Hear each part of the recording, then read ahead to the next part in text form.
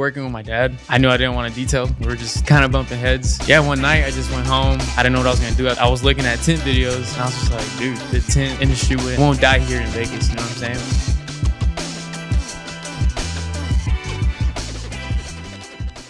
What's up, everybody? Welcome to the Born to Tint Podcast with my brothers. I'm flying solo today. I'm sitting down with Raul Sandoval. Used to be a former employee, has now went out on his own. He's doing his own thing with auto. We're bringing him into the academy. This is a real cool conversation of him coming to us and his adventure on tinting.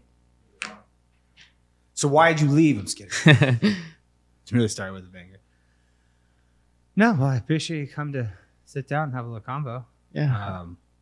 I don't know. I guess main area I wanted to kind of conversation. What got you into the industry to begin with? Because I know you came to us just fresh out of high school. Mm-hmm. Honestly, working with my dad, I knew I didn't want to detail, you know, especially during the summers.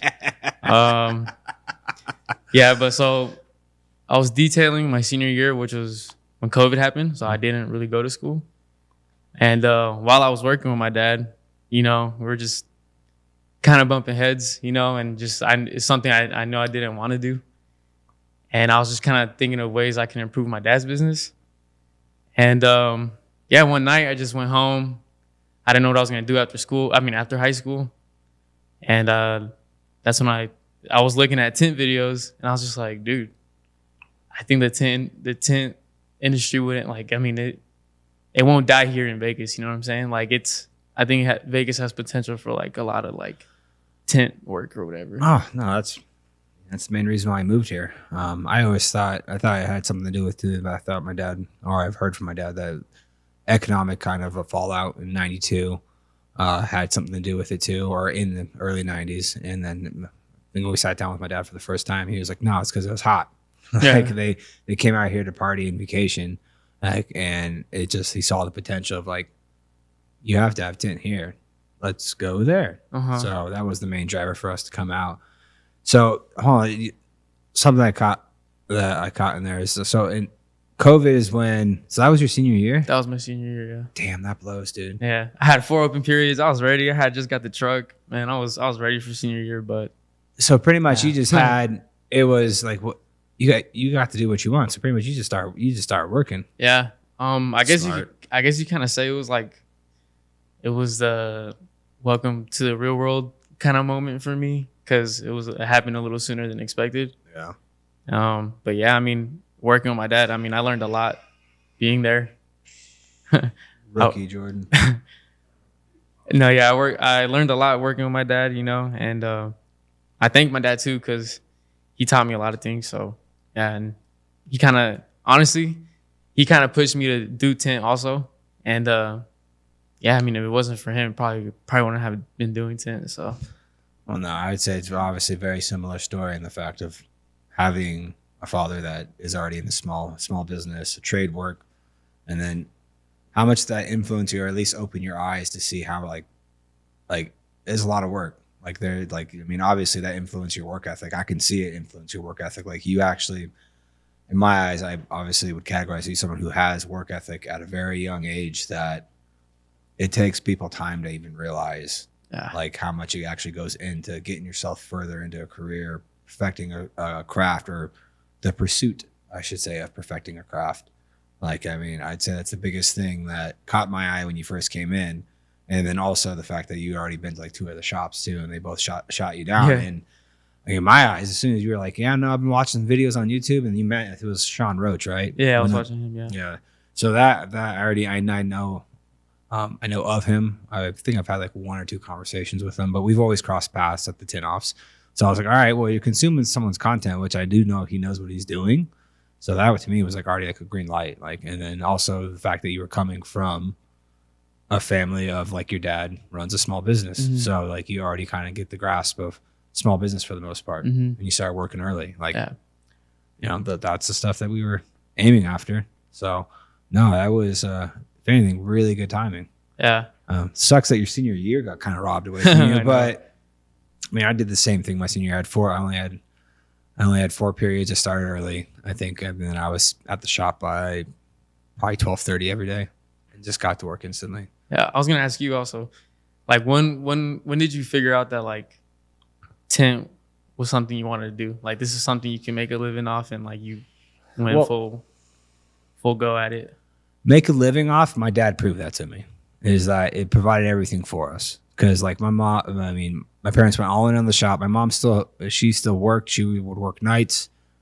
She worked. It was when we first moved here, it was Vaughn's, and then it was Albertson. So she was she did checkouts, and then she also did, I think, if I'm not mistaken, she did books at one of them. I think the Vaughn's she did. So it wasn't necessarily more the moment for me wasn't can I make a living off of it, because thankfully my dad guided me in that direction of, oh, you want a dirt bike? Sure, come to work. Like you're gonna earn it, and like that's probably the best thing he ever did for me was to force me to earn the money. Now looking back at what I was doing at my age, yes, I was young, but in the stuff I was actually accomplishing, maybe underpaid here or there. I'm not gonna, cry about it because I'm not gonna cry about it because obviously it got to me a good spot in my life. When it clicked that I was good at it, because that was the moment I had. It was beyond the notion of knowing that I could get the job done and I could make money with it. It was all of a sudden that realizing, okay, I'm actually pretty good at this, and then I actually enjoy doing this, because as I got better at it, I realized like, oh, this. I wouldn't say it came easy to me. It was just I already had the repetition in. Like that's the one thing that I think I've gotten better at. But to begin with, when I was either hiring someone or bringing someone on, is you got to hammer home with you need the repetitions. Like I got to be a prepper for 3 years because my age would only allow me that, because my dad can't have me hanging film when I'm 12 or 13 years old. Right.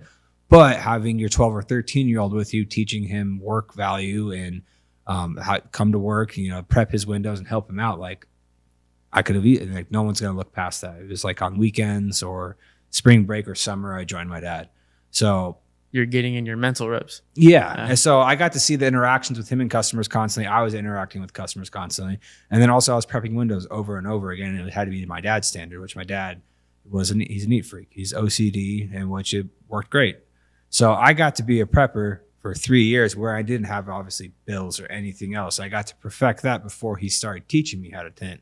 And yeah, I dabbled, but having the 3 years to prep set me up for a very successful career path as an installer, because I realized the importance of it as soon as you start installing. For me, every time I'm training someone, it's you're starting off with the more important thing, and then to understand how important it is, you got to get to the next step. Like for flat glass, when you're putting when you do wet glazing, silicone, when you're taping to begin with, you're told you have to tape it this far out consistently all the way down.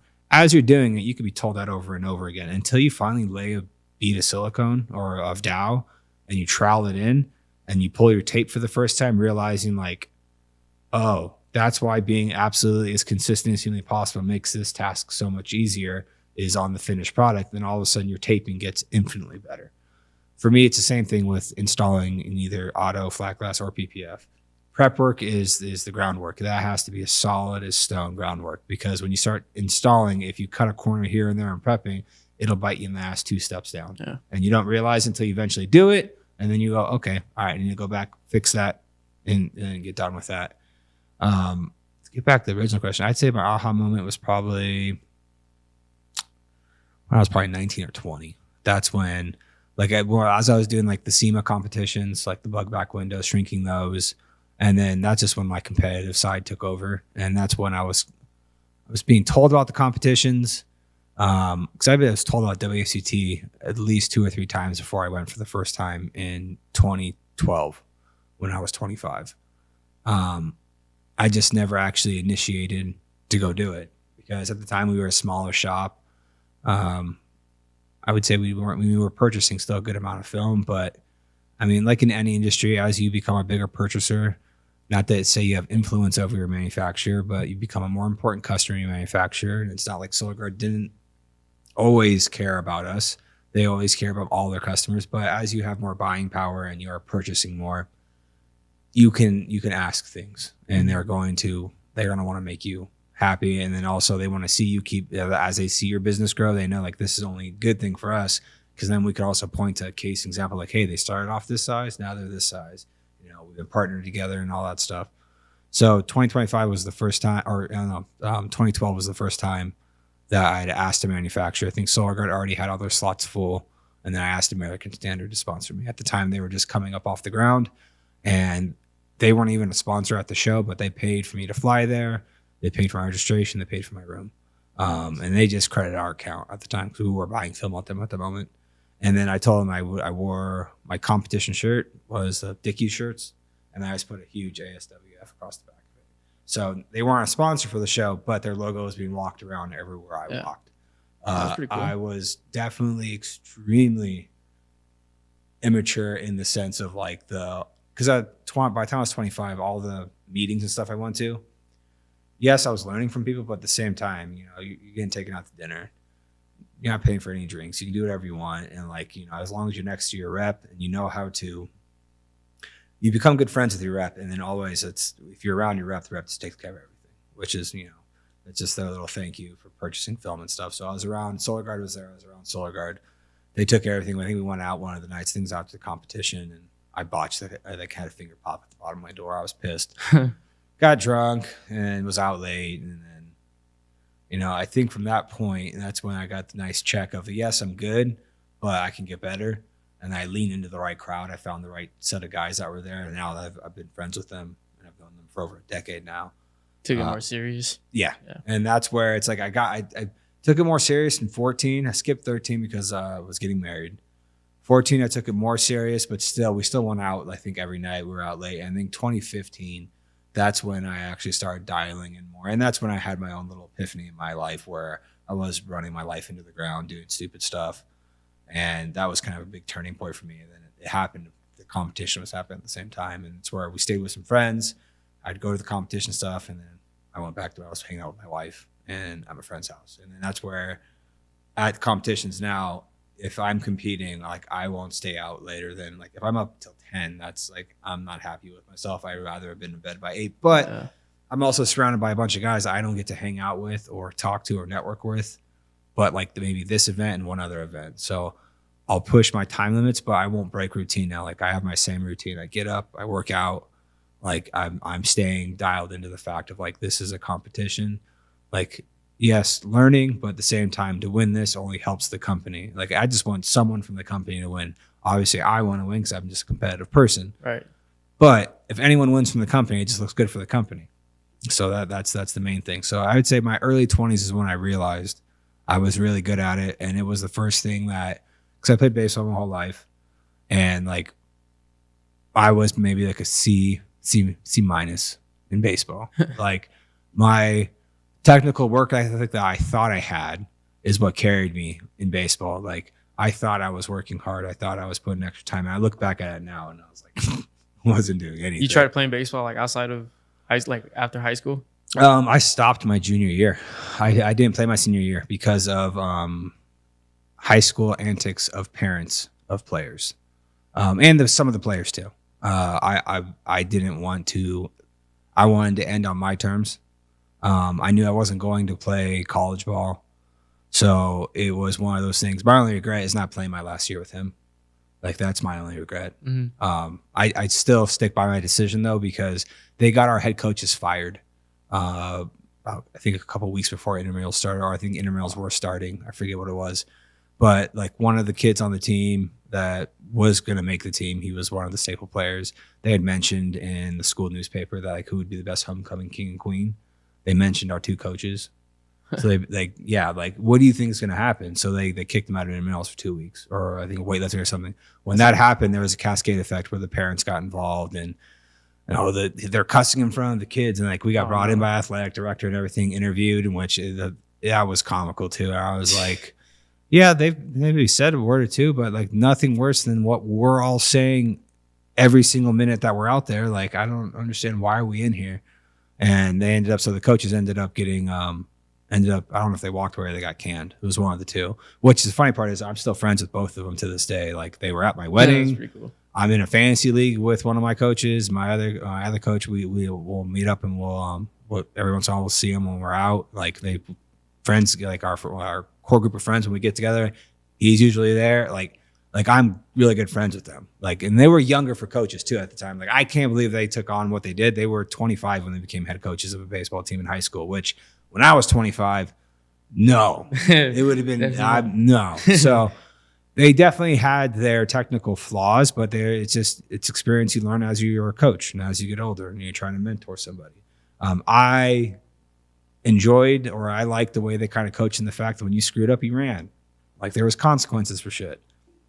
That's how I operated. That's how my dad was on me. That's how my previous baseball coaches were. Yeah. So I never experienced anything higher than high school level. So, I mean, I've only heard from like what Jordan's told me from like his different coaches he had in college and how, I mean, that's why those guys are college coaches. They had the experience. They knew how to lead and mentor young men. Yeah. Like it's not an easy task to do, especially a bunch of high schoolers that a lot of the families had money and they threw influence around. Yeah. So when they got the coaches fired, I was like, I'm done.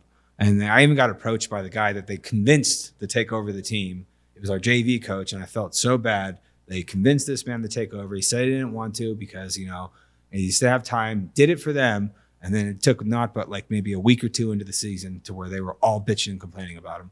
He's like, oh, he's putting this player in when he shouldn't because it's varsity. Best player should be playing. Doesn't matter. Like, there is no pecking order. Like, you're there to win. That's what varsity is. So then all of a sudden they started bitching and complaining about him for the entire year. And I was like, this is exactly why I didn't want to play anymore. And like he approached me in the hall, like I think the weekend of tryouts. And he was like, I know I know like you said you didn't want to play, but if you do want to come out to tryouts, I know you're not in baseball shape, make your way through, you're on the team. Like you've put your time into the program, and I was like, I appreciate it, but like I'm done. I'm done. I could kind of relate to that too. I feel like sports was it was big for me growing up because, well, one, I watched a lot of Kobe. Kobe was like my idol, and the way he like his work ethic, I feel like played a big role in how I work now, and kind of also back to like what you were saying about your coaches. I also had my freshman year, super unfortunate, but I had broke my wrist during tryouts, not during tryouts, but that week of tryouts, and when that happened. Remember the shooting that happened here? Mm-hmm. Our coach, he passed away. Oh my God. So yeah, rest in peace to him. You know, but he passed away, and so they had a whole new coach come in, and I show up to tryouts with my cast, and he sees me there, and he's like, "Oh, like what are you doing? You have a cast on?" And I'm like, I mean, I was already almost. I felt like I was making the team. You know, the other coach he was liking me. He was pulling me out of classes, and it was going good. It was the way you were earning that spot. Yeah. If anything, you earned the spot to where it's like he's already put the work in. Like, yeah. Get healthy and let's go. And so yeah, trials come, and then he's basically kicking me out of the tryout, and I'm like, bro, like I'm here. I promise you, I could do it. You know, if I fall, it's on me, right? But yeah, and it's funny because just not too long ago, it was like around December, me and Diego actually tinted a front of a barbershop, and I seen him. And he didn't say nothing, but I know he recognized me because he looked at me, and I was just like, yeah, it's me. Yeah, I know you know me. That was hilarious. But no, I think playing sports was also like a big factor in like how I work, and you know, especially watching Kobe and stuff like that. So I mean, the more and more that as we grow the company, and obviously we're always looking to bring people on, either a permanent or having subcontracts and stuff like that.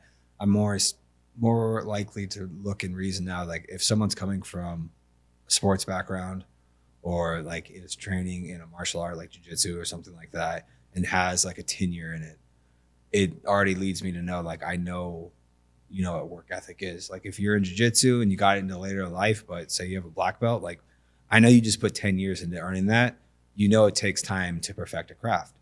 If you've played sports majority of your life and you got competitive with it, it's kind of the same thing. Like you've went through, like I played in the simple leagues when I was little, and then I went to travel ball or, you know, and all that. And you realize that like, all right, there are different levels to this, and it all depends on how much work ethic you put into it. Like I used to be a Kobe hater because I wasn't an NBA guy. Like I'll watch NBA now, but I watch the finals. Right. I'll watch I've been watching the playoffs this go around because the Pacers have just been crazy. Oh, yeah, like the comebacks have been ridiculous to watch. They almost pulled one off last night, but they fell short. They got close. Yeah. But like, I didn't understand Kobe when I was younger. I had friends that were huge Kobe fans, and I chalked it up more likely this is just the Yankees of basketball. And I could care less about the Lakers. Yeah. And unfortunately, after him passing, and then actually seeing all the stuff where he was doing long format discussions and talking about how he operated and worked, then I got to appreciate him, and then realize, like, dude, when that helicopter went down, we just lost like a once in a lifetime leader that could have elevated so many people in sports, which his words will already live on in the fact that those interviews he did give, because I think I went back and watched as much as I could find of all the things he talked about. Like, even when they asked him, if you had Shaq's body build, your work ethic, and you have 10 rings. And it's like, you look at it and you're like, yeah, you probably would, because that size and mass, accompanied by how you looked at your work schedule, like get up at 4, go work out, rest, recover, work out again, rest, recover, work out again, rest, recover, work out again. Do that throughout an entire year, and you got someone who's only doing it twice a year. You're a year ahead of that person now. Do that over 3 to 4 years, they're never going to catch you. Yeah.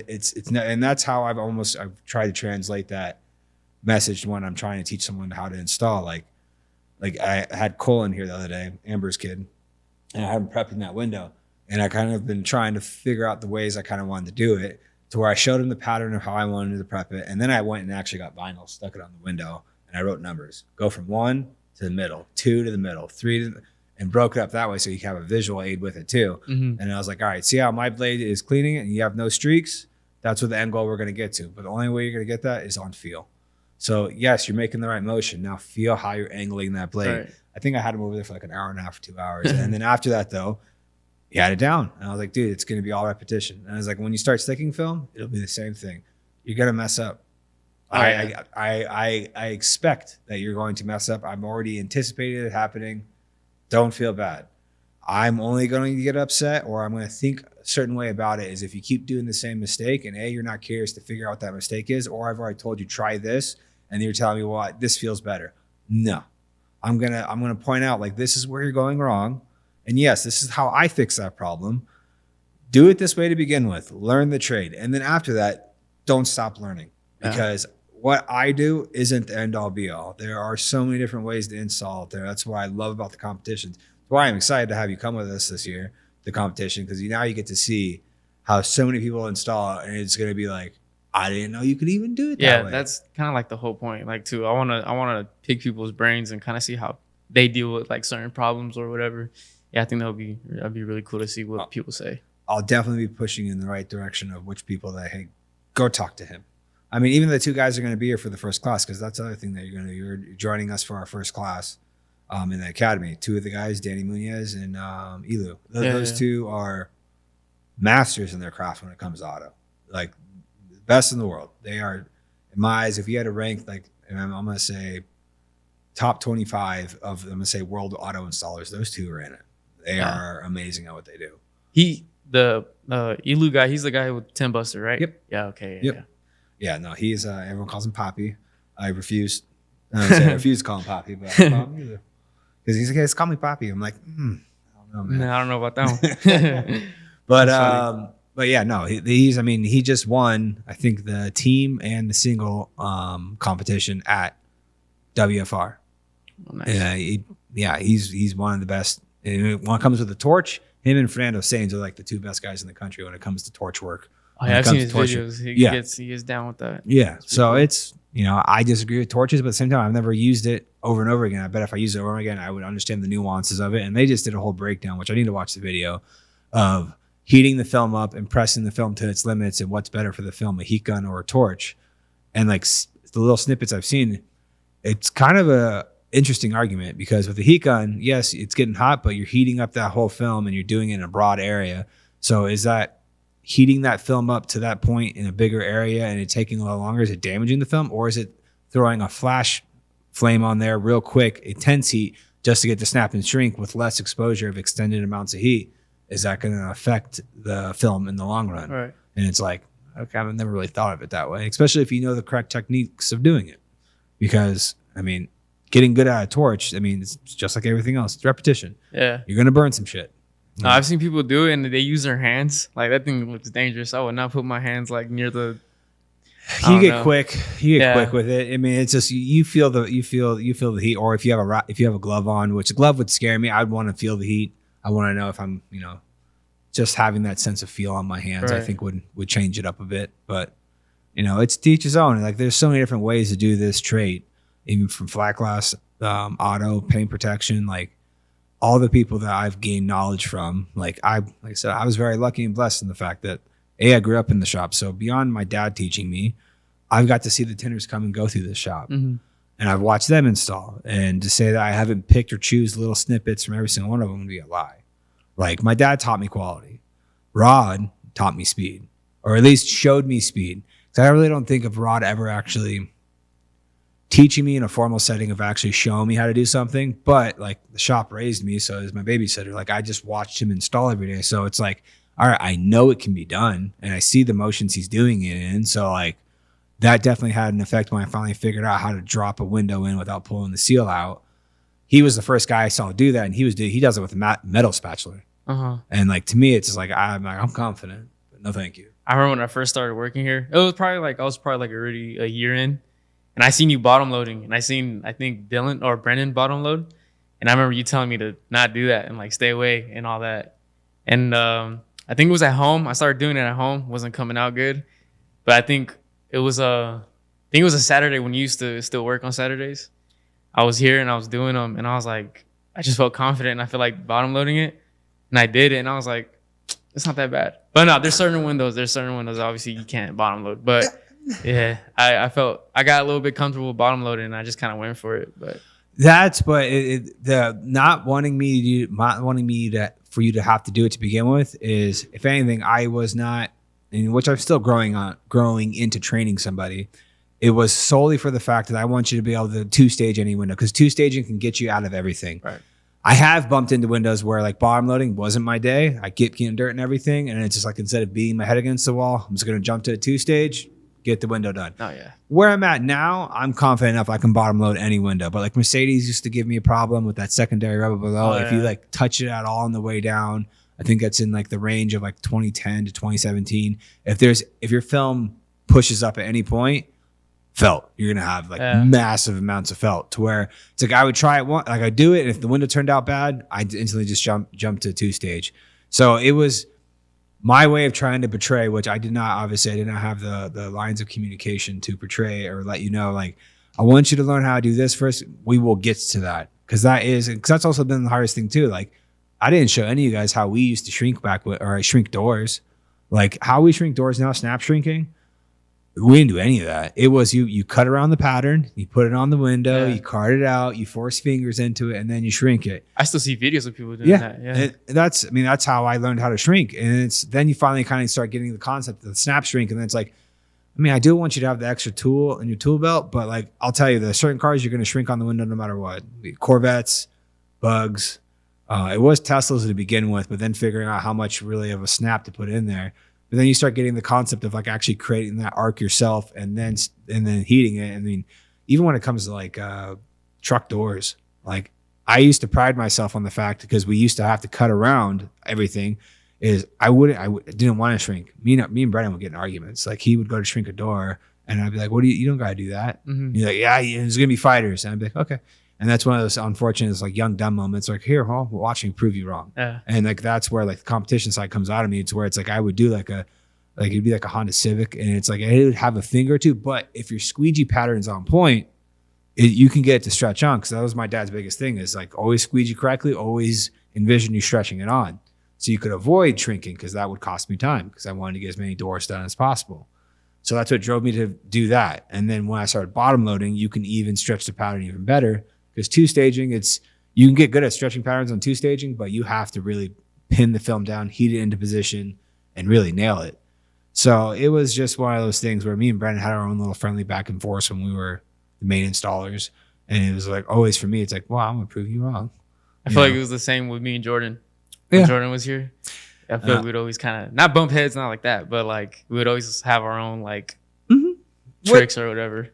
Which, I mean, every installer is going to, and everyone's going to. To me, I'm only going to interject. I've now figured out from teaching something from the ground up, I'm going to show you the way I do it. And I'm going to tell you, this isn't the way it always has to be done, but this is where I found my success. You can't go wrong doing it this way because I have been successful with it. Beyond that, if you want to start picking up tips and tricks from other things, I highly encourage it. It's going to make you a better installer.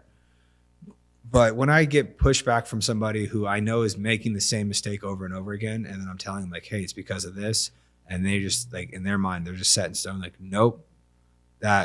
We've had, and I know me and Jordan may have bumped heads once or twice on stuff like that, where he would tell me something and I'd be like, okay. And then I would do it. And I'd be like, and like, it's just, you got to get out of your own way. It took me some time when I was an installer to do that. I was very stubborn as a young installer, and then I finally got out of my own way, and then I got tremendously better after that. Is when I came to that conclusion of realizing like, hey, I don't know everything. I need to be learning constantly. I need to be practicing my craft.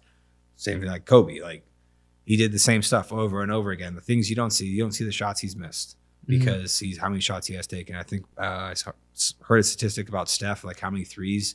I think he shoots so many threes a day, no matter what. And if you take that, you times that every single day of the year, and like the percentage that he has made and missed in a live game, and do that across all of his shots, he has missed tremendously more than he's ever made.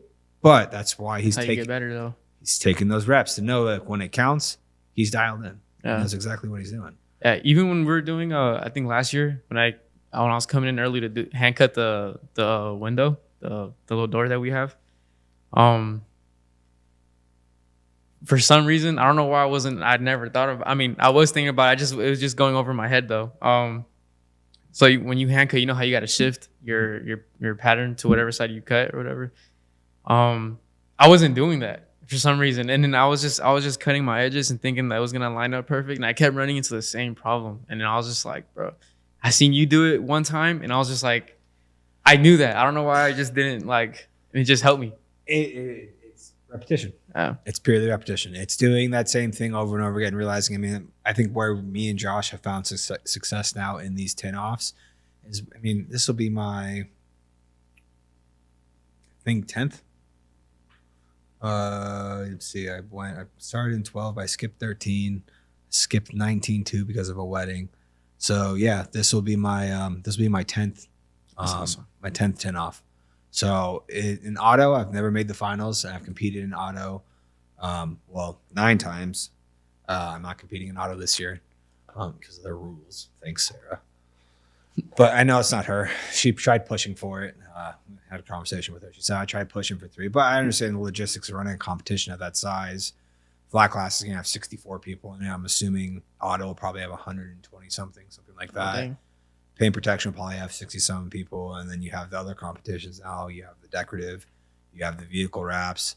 So it's like as you keep adding components to a competition, like there has to be a cap somewhere. Yeah. Like to keep people's sanity, especially at that scale and the numbers that they're pushing out now. Is auto always the most like popular? Like is that where most people compete? Yeah. So that was, I'm pretty sure that's when the competition started in I want to say it's 25 years this year. So it started in 2000. Yeah. So it started in 2000, and I remember the beginning parts of that competition where it was like you're doing full vehicle. Like you had to do like an entire Jetta. You'd have like 2 hours to do a full Jetta. A Jetta. Yeah. Especially in that year of Jetta too. It was not fun at all. Hard cars. So it started off like that, and then as it slowly evolved, I believe the first flat glass was in the later 2000s, and that stuck. And then they added paint protection in 2013. Decorative was 4 years ago. The wraps first time was last year, which I think that was Sarah's, like, because as every event coordinator or whoever, she runs the whole Tint competition itself, or competitions in general. Well, as each one comes in, they get to kind of try to put their stamp of they want to add something. And even she's doing it now with the new competition windows for flat glass. It was obviously, that was a big step. You're taking the one window, splitting it into 3 windows, and you're throwing a lot more curveballs at the installers, which I thoroughly enjoy, because then it makes you have, in my eyes, to be an elite installer, you have to be an elite problem solver. Job's got to get done. Mm-hmm. When it's all said and done, if you're an installer, owner, operator, whatever it need be, you eventually get to the point of realizing, all right, I want to make my next step into that next level. And I want to show or prove, like, I want to go to my boss and say, if you are working with someone, and go to them like, and that's say, and there's a appropriate way of doing this, of saying, hey, this is the, like, when you do yearly reviews, all right, like, this is the value I feel like I bring. I've learned this. I've picked up this. I've done this. So the more traits you have and the more things you're able to do, in my eyes, it makes you more valuable. Like when Marcus was out here, I sent him on a like 4,000 square feet in, I think, about 10 days. And there were certain jobs where like we got back and it was like tilt up ladder worked, but he's like, oh yeah, the customer was kind of on pins and needles. Like I had to get up on there and like I was kind of halfway in the seal of the window. I'm not encouraging people to do unsafe things, but like I know exactly what he's talking about, because there's plenty of times where my dad's looked at me and said, the job's got to get done. And it's like, I know I'm not comfortable doing, like, it's not something where you get up there where it's like, oh, my heart's not beating at all. This is super easy. It's the difficult install you're able to pull off without having to pull someone else into the project or tell the customer, like, I don't know how I'm gonna figure this out. I have a problem right now. I got to figure out with the customer. We have 3 windows where Josh, I don't know how he thought this, but we did the exterior of this entire house, and there's 3 windows that technically you have to be on the roof to do them, and it's an angled roof. The first one's reachable, but the next 2, it's like if you were Shaquille O'Neal, you're not reaching the top of this window standing on this man's roof, and it's tiled roof, it's on a slant, and I'm like, I'm not certain how we're going to pull it off. I know we're going to have to put a ladder up there in some kind of sense, but then like, all right, how safe is that? I'm not trying to put my life in danger. I would never ask my employee to do anything that I wouldn't be able to do myself. And let alone if someone's not comfortable with doing something, I'm never going to force them to do it anyway. Like that's not me. But if someone's like, they figured out that problem, they solved it, and then it's like, I've taken it off my plate. An installer like that, that's where those upper echelon installers are. That's why Marcus is I mean, he's got 20 years experience going on these gigantic projects where they had to do things all within, I know, like OSHA regulation, but even within regulation, it's still some sketchy ass shit. No, yeah. Like, it's like, that's the one thing with flat glass. You'll get into sketchy situations in flat glass where you got to do a high window where you're like, I'm not enjoying this. Like we had to do at, Tivoli Village. Restoration Hardware. If you go into that building in the southeast corner, there's a stairwell in there there's a ledge probably about that wide. Actually probably about that wide. Right in front of the like French pane door windows, a bunch of small little French panes like those ones over there. We had to frost all those windows. So we had to get harnesses just in case, because it was a construction site, so you actually have to have there is regulations to where if OSHA pops up, you're going to get fried. We had to throw harnesses on. We had to tie off to the railing above us, and there was a gap about that big between the stairwell, that ledge, and then the window, and we had to put a toolbox there, stand on that toolbox, and everything was reachable, but it's still not a comfortable situation to be on, because if you step down the wrong way, you're falling down a crack, bouncing off a railing, and then other stuff to where you're not going to die, but you're going to be in a lot of pain, and there's going to be some broken stuff at the same time. But like every single one of those jobs makes you more confident the next time you do it. And then I will say, with the experience I do have now, don't ever put yourself in a situation where tinting a window, it is the job that has to get done. But if it's beyond those circumstances, you make sure you're always taking the safest route to get the job done itself. 100%. But being able to do those things, that's what gets you the next level of being an installer, is being a problem solver. Like you got to solve this problem. Like that window's got to get tinted. One way or another, like with the new competition windows, they're splitting it into 3. 3 windows have to be tinted. 3 of those windows, all 3 of them have metal edges against glass. So it's going to really matter how good you cut your window. Yeah. So it's really going to put everyone to task to complete this window in the time frame they're giving, which usually is 15 minutes. I tried getting the answer out of her. She wouldn't give it to me. And then she, and then also I don't think they've even made the decision yet, because we are still 90 days away and they haven't released rules yet. But they can't give us more than 25 minutes to do those 3 windows, because competition doesn't allow it. You only have so much time in the day. You got 64 people competing times 25 minutes per each competition. There's probably 5 minutes of like walk-in prep time. So a half hour per installer. That's an hour per that's an hour per session of each round, because installers don't compete at the same time. One side goes, and then they sit and watch, and then the other side goes, and then you have to leave the competition floor. So that's an hour. So that's 32 hours of install time. And then you still have to add judging time in there, and you still have the finals in there too. So I don't think they're gonna give us more than 25 minutes. And to get 3 windows done of odd angles against metal against glass, I think I'll be surprised if more than half the people finish the windows, including myself. Like if you screw up at any point, you're not finishing the window. They don't announce winners till like a couple of days later, don't they, or something like that? Or, so you'll find out the finalists. That's one thing she asked for suggestions, and in my eyes, like which I know it's a tall order for her because she's the one who's doing it. Is if they could release the finalists a little earlier. Usually, you find out they tell you by 10 o'clock. They say, Jordan, is usually 10 o'clock, right? Something like that. Yeah, usually they tell you they try to get it out by 9, 10 o'clock of who's going to be in the finals. Because if you're in the finals, your ass shouldn't be out partying. Don't celebrate you made the finals. You got to go compete the next morning. Because majority of the time, like auto usually kicks off. Job's not finished. Yeah, auto usually kicks off as like the first competition, and it kicks off like 9, 10 in the morning. So it's one of those things where you'll find out the second day. So what? So Monday's the meetings, Tuesday's day 1 of the competition, Wednesday's day 2, Thursday's the finals. So you'll find out the end of Wednesday around 9 or 10 who's in the finals, which by the time you get done looking at your window, and then the fact that obviously me, Brendan, Josh are going to be there, and there'll be other veteran guys that are also installing too, where looking at your window and how it's marked up, we'll be able to give you a fair opinion of letting you know, like, be ready. Like how many finalists is there? In auto, there's 12. In flat, there's 8. So, and then paint protection, I want to say there's 8 or 10 in paint protection. I think it might be 8 in paint protection. And then decorative, it's just you have 3 hours you want to install. Judging happens for the actual award on the first day, and then for the rest of the event, it's people's choice. People get to go by and vote, and there's 2 awards for that. One wins money, the other one just wins the glory of the people. So for the finals in auto, is this still a back window or rear window, or is it still have they? Chris picks. So they'll list what they are potentially going to say what it will be in the rules, but the judges have the wiggle room or the say of what they're going to make it, what's going to happen. Because they did that for flat glass last year. In the meeting, you got to do the secondary up high window.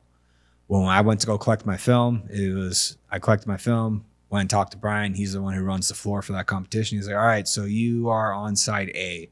I was like, what do you mean? So each one of the competition units has a side A and B for the initial preliminary round. I'm like, what are you talking about? He goes, oh, you got to do the bottom window and the top window. I'm like, oh. And like they told everybody as they checked it. We had no idea until that point.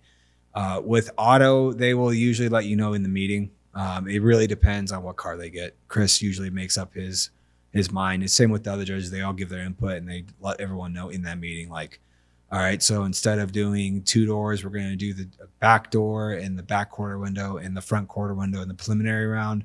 And then in the finals, you're going to do a back window, and they won't be specific to, which this should just be to say there is a light, you have to cut around it. They've been adding that to majority. They've been trying to find cars that have brake lights. So that's one thing that you definitely need to practice on is cutting brake lights, which I'll go over techniques of being able to match from side to side of how to do that, because that is something that no shop does. Especially, if you have computer cut, use the computer to do it. Yeah. And then hand cutting them really doesn't happen because we have the tools now to get behind third brake lights. Like I would say when I was 19, 20 years old, we barely had any tools. It was like cardboard. You'd use a clipboard. Yeah. I remember using that on a Maserati once. That was the only way I could get into the corner was that and a screen printing like squeegee that you would move the ink on top of the shirt. It was I think you might have seen the tool. I think we might have. It's that red Hanes. It looks like a little t-shirt handle. We might have got rid of it by. Is it like? Does it have a thick like where you hold it? Yeah. Yeah, the handle. Yeah. Yeah. I think I have actually seen it. Yeah. I've used that before. Like is whatever we can get our hands on to get by there and get pressure on the window. Oh, that's crazy. But it'll most likely be a back window with a third brake light cut out. They've been adding glare strips in there, which it's a good window to add to really throw a curveball in the fact of like you can tell a lot by how someone lays a glare strip down, especially how they hand cut it. You can measure it and it's off 1/4 inch. Yeah. And deduct some points there. So usually it's back window, quarter window, and possibly a door sometimes. The fact that you guys get 60 minutes in the finals, the Chris likes putting extra windows in. He likes applying pressure, which is the way it should be. Do they know what car it is? Like, we won't know until the day of. Okay. Possibly the day of the meetings, depending on who's on the showroom floor and who's got a big mouth. It leaks sometimes, but that's never a given. And sometimes I've gotten information that it was like we walked in. I'm like, that is not a Nissan. That's a Toyota. What are we talking about? So they will purposely leak information to try to screw with people. Best thing is just it's always usually like a mid-size sedan for the most part. Some years it's been a hybrid SUV, but you just got to be ready for whatever they throw at you. You know, it's not, you'll have the same amount of preparation and time that everyone else does. Yeah. And that's all that matters. Have you guys ever back to like when you were saying about being a problem solver, like have you guys ever had to do removal and like take off the back paneling for like a rear window? Mm-hmm. For the first time I ever had to do that this past weekend. And car was in the 90s? Yeah, it was that 2001 Honda Civic. Close enough. Oh yeah. Man, that was probably the worst car I've done at home. Yeah. For sure. Hands down. No, they've gotten better with their dashes now. They're not as tight. Jettas are still tight as hell. But no, that what I wouldn't say is common practice. It was much more common in the late 90s, early 2000 vehicles. That's always kind of blown my mind to see the difference in the vehicles from what we have now to what it was then. Like, I wouldn't say it's gotten easier now because maybe install's gotten a little easier on some of the windows, but there's a lot more you have to be careful about. Yeah. Like the whole covering door panels and dashes and putting soak ropes in, like mid 2000s, that shit didn't exist. Like it wasn't a worry on mine or Brennan's mind at all. We would just, I'd put a microfiber over maybe the unit and then I just tint my window and just wipe everything up. We never had problems. Even on windshields? Never. That's all we would do. Yeah, I remember Brendan telling me that you guys would never even just, because there was not too many like electrical stuff to cars or whatever. It was in better places because we never had that problem. Now it's like you have to do on everything. But I've also heard too that they're doing a lot of stuff with fiber optics now because of COVID, because of the production of the wires and all that stuff all went into the gutter.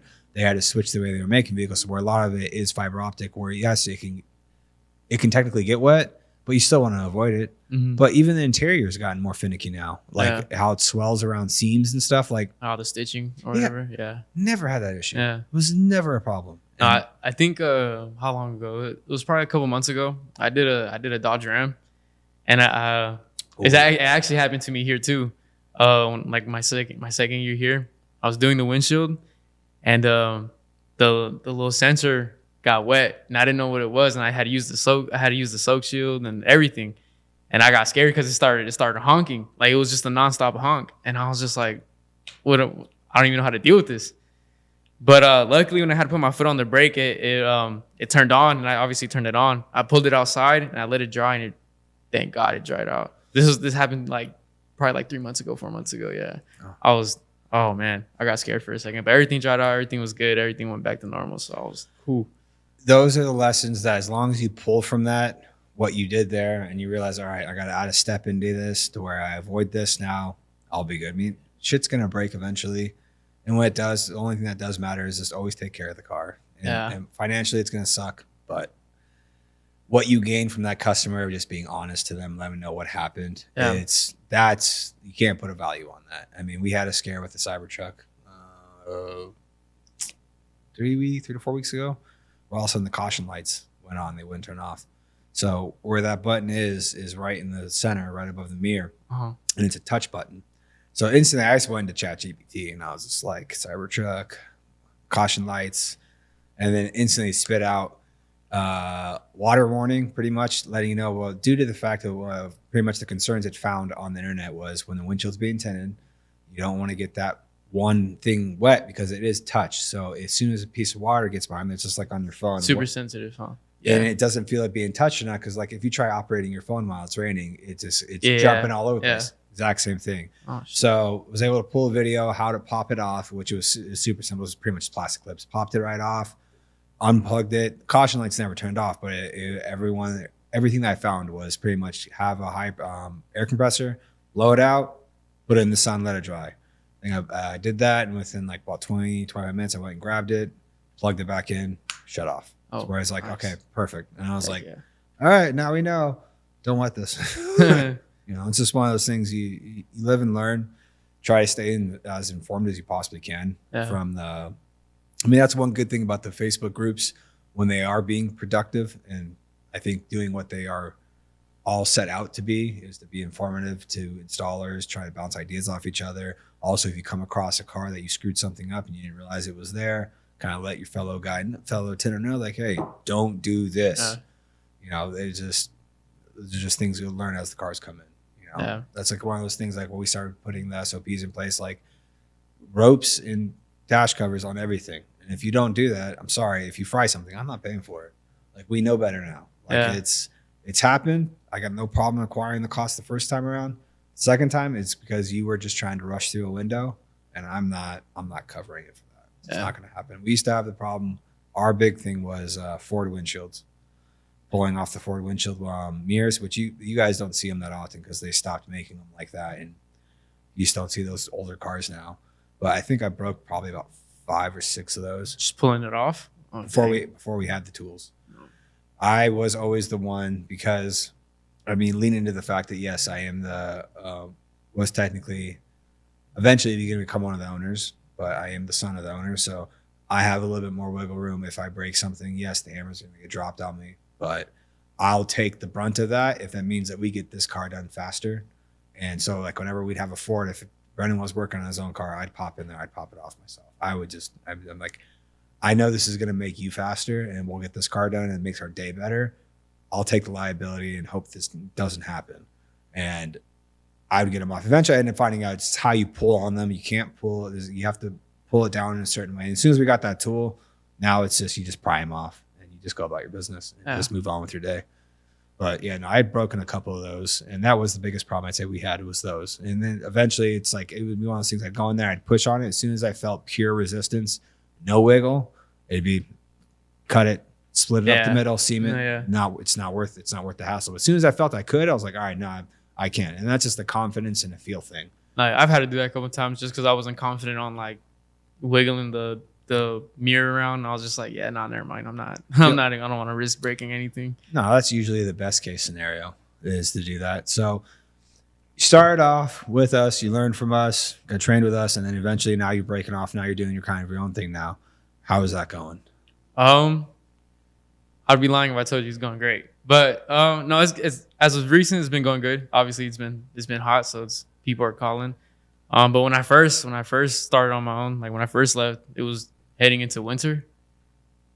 I was going through it. Yeah. It wasn't sunshines and rainbows. But I just tried keeping my head high, watching videos. I was just trying to learn more on whatever I can. And eventually, I still had some cars to do, but it wasn't enough. Not what I expected. But yeah, it's as of right now, it's been going great though. It's been really good. Yeah. No, that's good. Well, at least what you're doing with your downtime is what you should be doing with your downtime, is improving other aspects. Like, that is something that I did not grasp until later in life. So that already puts you miles ahead of other installers in my eyes, and other people that are growing within doing their own thing. That's a big thing. I was watching your guys' podcast a lot too, since I had so much time. I was watching whoever you were that guys, bored. No, listening to me talk. No. Yeah, I was watching a good amount of your guys' podcast, and I was just kind of hearing what other people would say. And you guys were asking like the right questions, like, oh, how was it when you had downtime, and what, when you guys weren't busy. Now every time you had asked that question to people, I was like, oh, this is where I'm at right here. This is where I need to. And yeah, just seeing what other people had to say too, kind of having the same problems. I was just like, I guess I'm not going the wrong way, I guess. But no, winter was pretty tough. That's the best thing I'd say. That's the selfish thing that I get out of doing this, is when I get to sit down, with industry people, I get to shoot the shit about tint, which I enjoy because it's something I know really well. And I can try to dive deep into certain things that I'm trying to understand, or trying to figure out why they're doing it different, or the benefits of doing it that way, or anything like that. But when we're sitting down talking to anyone who is not in industry, it's just business, I almost enjoy those conversations even more, because then it's just like, I am just keen into operations, how technically employee retention, how are you treating your employees with the things like all those extra things that, now that we've peeled back from being installers to where it's like, now we're trying to run our business, grow our business, and go from there. It's those, I enjoy those conversations a lot because a lot of people are like, I don't know, what are we going to talk about? I'm like, you run a business, right? And I'm like, yeah, that. It's exactly what I'm going to talk about. That is one thing that I would say isn't technically missing from our industry, but in an outwardly spoken way, it is missing in the industry because I know which guys I gravitate towards when I go to the Panorama meetings. And like, I've always kind of keyed in on them because they were the big dog. They were the guys winning dealer of the year. Like numbers wise, I kind of have a rough idea of talking to people of like, I know what they're doing in a year. They're doing 5-6 million in a year. It's like, I want to get to that. And beyond that, I won't be satisfied when I get to that. And it's not out of lust or greed. It's out of the fact that, like, I think like it can, like, why not be bigger? Like chasing down the companies, like even now, like the biggest one, and it's not say those target on their back, but it's like, I see that it can be done is NGS. NGS did $64 million last year. Dang. Yeah. Yeah. So it's like, it's all right. It definitely can be done. Like the market is there. And my eyes have opened up even more to where there is so much work everywhere that there's no reason to be squabbling or going against other technical competition, local competition. Because I was definitely in that mindset to begin with when I was younger. It was like, oh, I'm going to put this guy out of business and put that guy out of business. And then I finally got to the point realizing like, why am I wasting my time and energy even thinking about that when I have like a mountain of tasks and other issues I have to solve? Like, if I just keep my head down and keep grinding and keep doing this stuff over here, like, I mean, COVID, if anything, really opened up or at least allowed us to have the time to work on our business because we were only open for like the 3 days to begin with.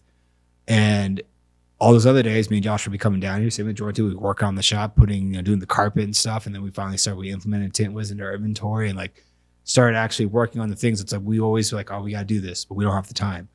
We got all the time in the world right now. Yeah. We could have easily just sat back and just did the 3 days and the other days, like, oh, I'm just going to stay home. And it's like, no, we need to go in. We need to work on the shop, the stuff that we need to get done. Try it a little harder. Exactly. But I mean, to think that there's ever this comfortable point where it's like, I'm going to get to this and it's going to be all just chill and relax. It's like, no. In my eyes, it shouldn't. And I say it'll run more efficiently, but like, I don't really necessarily have an end goal. Like right now, my main goal is profit margin. Like, cool. The gross number is, oh, cool. We did over 2 million last year. Cool. But what was the profit? Because if you're doing all this hard work and you're grinding and the profit margin was minimal, like, yes, I'm providing income for myself. I'm able to provide an income for everyone that works here and everyone's eating. That's awesome. But at the same time, like, what are we doing wrong? Like, companies do run off profit margins. Like, how well you run your company is going to depend on how well the profit margin is. Is your offer correct?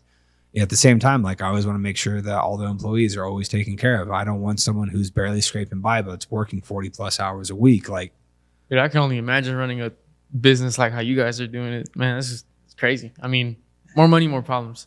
Yeah. So. Well, my parents' mentality was keep it small, keep it all. Which, I mean, I'm not against that because I can completely understand. I could easily say run an operation where it's me or just me and Josh, where I have him selling jobs and then I'm going to install jobs and we keep it simple. We order our film as we go. I only have to do a couple houses a week, a couple big houses. Say we land a couple monster houses. They're all $15,000 a piece. I could do like 3 of those homes myself in a week. But that's where it stops. There's no more growth past that. Like, I have further ambitions where I want to get past that. And beyond that, I've gotten to the point now where I actually want to leave. And again, not out of just like, I don't know. You want to be doing less? No. If I did less, I'd probably lose my mind, to be honest. It's like when I don't have things to do, it's like all of a sudden I realize, like, I'm just like, I should be doing something. Why am I not doing something? That was me all winter. And another problem that I don't know why I was doing this, but I kept comparing myself to other people and like how they're running their business and like how they were, I guess you could say, I mean, they had work and I was just like, man, I want work. You know what I'm saying? But that's kind of where I messed up too. I kept comparing myself and I was like, I shouldn't be doing that. Was it comparison is the thief of joy? You got to stop comparing. That was where I was too. And early in our career, and that's kind of what drove me to try to go after, like, I want to be like that company. But then I realized, like, I need to focus on our company and then everything will fall in place.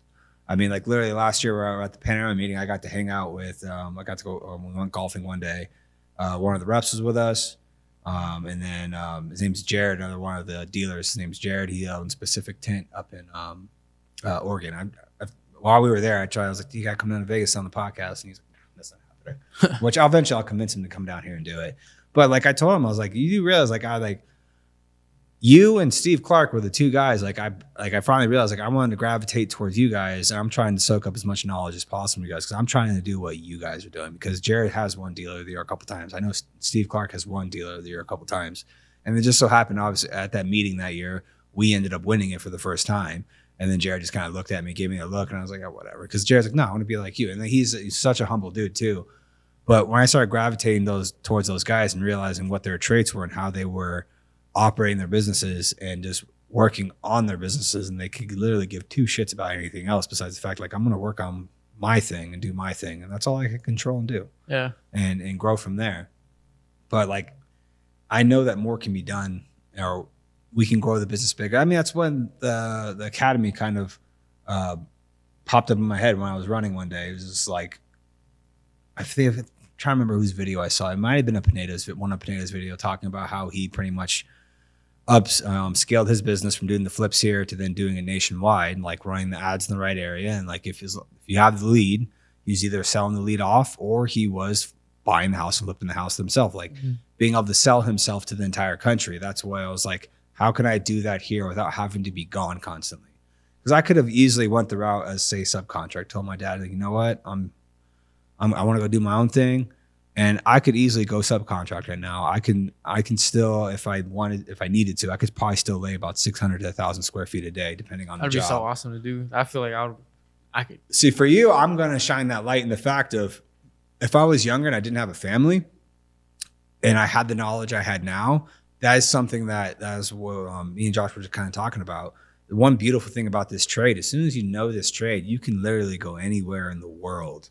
And without a doubt, can find a shop that needs an extra helper or another extra installer during the summer months. Go down to Florida for the summer. I guarantee you, especially going the WFCT, you can find the dealers and the people that were like, "Hey, no, in the summer I can definitely provide you work. Winter, you're on your own because things die down. I have my main guys I'm gonna take care of." But say that ends and you're like, "You know what? I'm gonna get a work visa. I'm gonna go to Australia. It's summertime there. They need windows tinted." You can go there. You can take your trait wherever you go, and you can go see the world while getting paid. That is I will say, the one beautiful thing about this trade that I didn't really understand. I get it now. I've even told my wife, I was like, I could probably make more than I make right now just installing. Yeah. But you've got to be okay with me being gone for weeks on end. I have to go to a city for 4 to 5 days, come back, I'll be see you for a day or two, and then I'm back out again. There are plenty of installers that do that right now.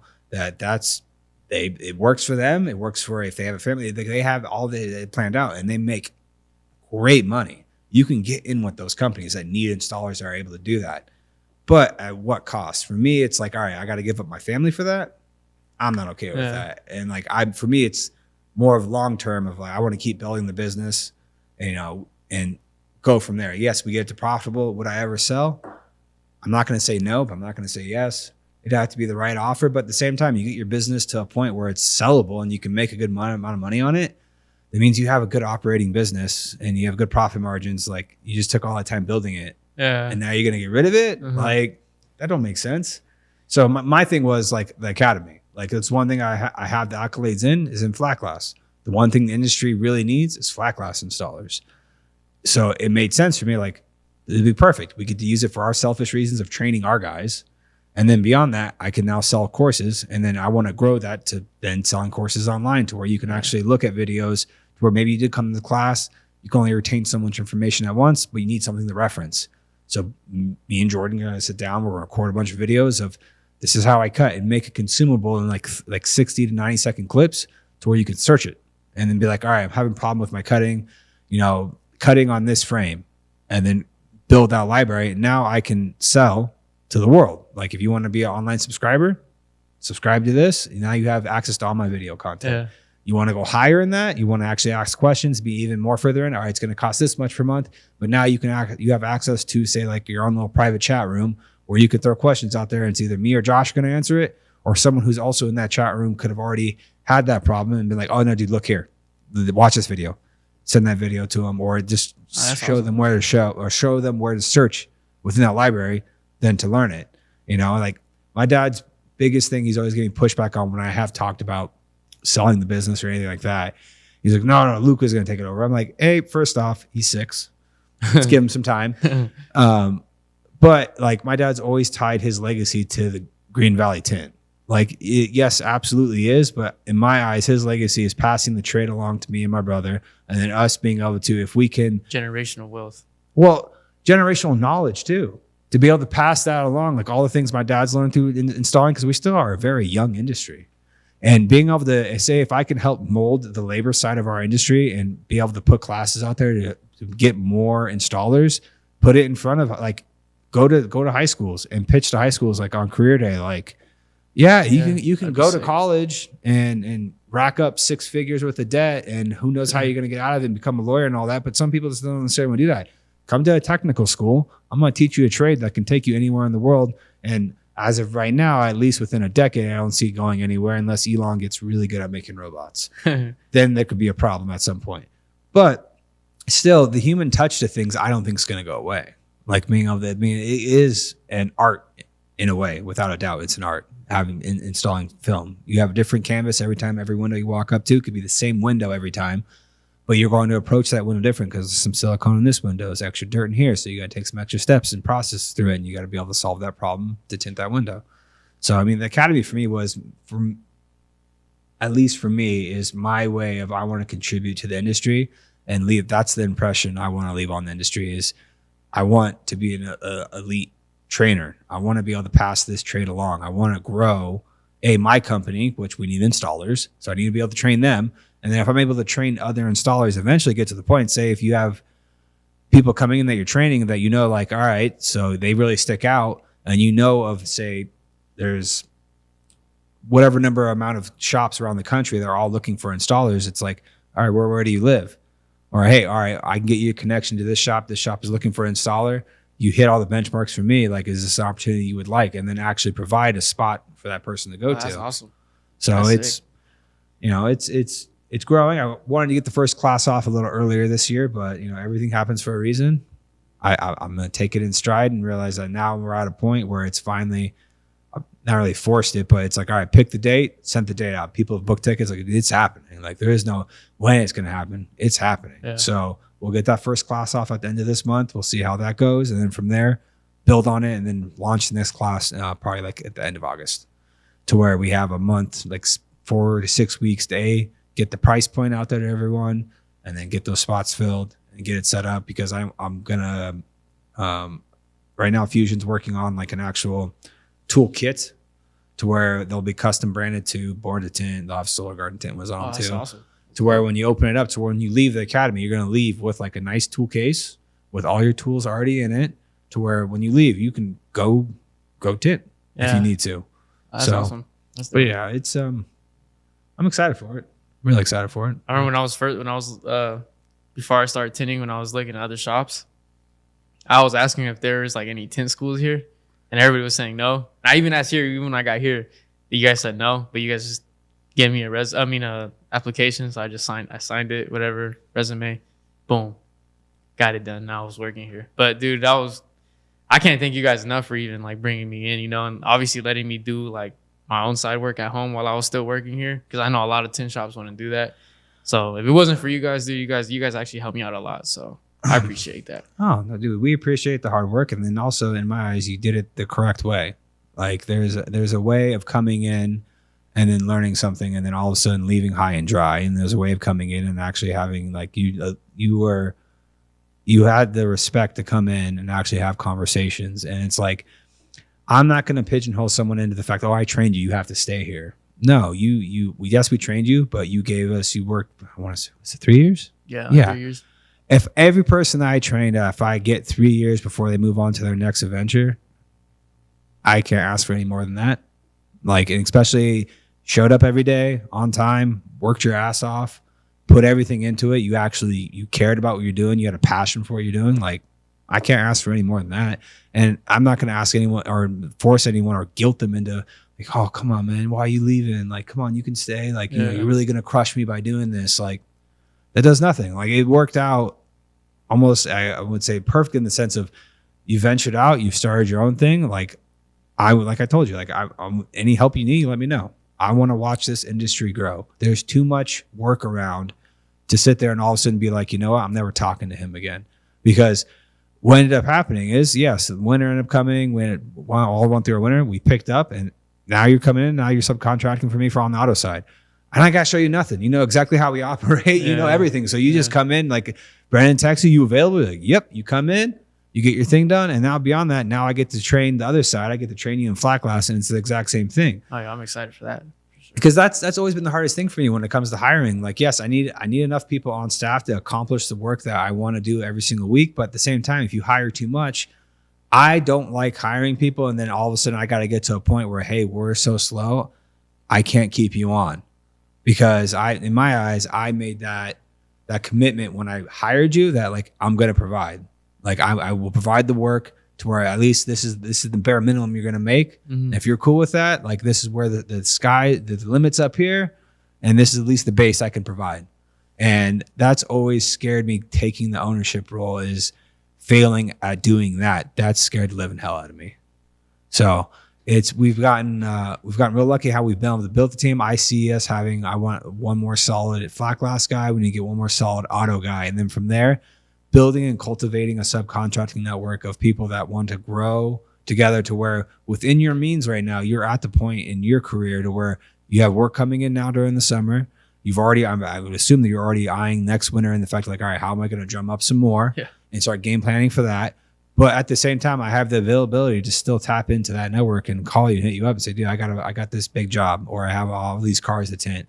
I know I can reach out to you. Like, if I call and tell you, hey, I got Zooks, they have this many more vehicles to do, I'm fairly certain you can be like, yep, I'm game. Oh, yeah, most definitely. Yeah. I'm there. So it's like, I can either let that relationship sour, or I can actually keep cultivating that relationship and keep helping and propping you up as much as I can, whatever I can do for you, because I still get the return of the fact that I still get to use you. Yeah. And, you know, and it's one of those mutual things too, where it's like summertime, you know, I'm going to have tons of work, and when you can't come, awesome. Wintertime comes along and say, oh, you're all by yourself. But it's like, I don't have that person on my payroll now to where it's like, I have to guarantee to get that person work. So it benefits both sides when it comes down to it. So. Oh, heck yeah. It works for both of us. Well, dude, man, I appreciate you sitting down. We'll definitely have to do this with Josh, too, at the same time. Dude, I appreciate the hard work and how you've always shown up, been a man of your word. Keep doing what you're doing, dude, and you'll get far in this industry for certainty. I appreciate that. Thank you guys for inviting me. It's awesome. This is my first podcast. We'll have to do it again for certainty. Heck yeah. I'm down. All right, guys, you know how it works. Subscribe, follow along. We appreciate it. Until next time, have a good one.